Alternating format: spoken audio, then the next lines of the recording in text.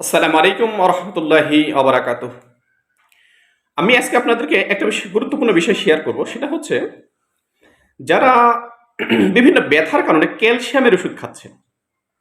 আপনি একবার চিন্তা করেছেন এই ক্যালসিয়াম আপনার দেহে কতটা বিরূপ প্রভাব ফেলে? তো স্বাভাবিকভাবে আপনার কাছে প্রশ্ন জাগবে, ভাই তাহলে এ থেকে মুক্তির উপায় কি? আমি বলবো হ্যাঁ, আপনি কিন্তু মুক্তি পেতে পারেন। এর একটা সোর্স আছে।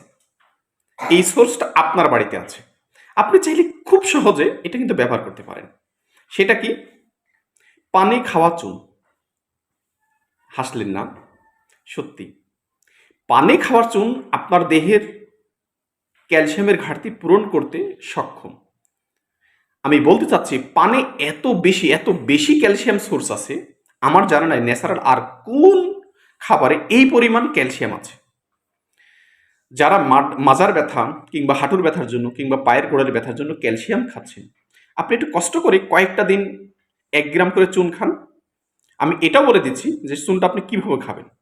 ১ গ্রাম চুন সমান একটা গমের দানা সমান। আপনি হালকা কুসুম গরম পানি নেন, প্রতিদিন সকালবেলায় খালি পেটে ১ গ্রাম চুন খান। আপনি এখান থেকে এত ভালো একটা রেজাল্ট পাবেন, হয়তোবা আপনি চিন্তা করতে পারবেন না যে সিম্পল একটা চুন থেকে এত কিছু পাওয়া সম্ভব। আমি আপনাকে আরেকটা বিষয় শেয়ার করে রাখি।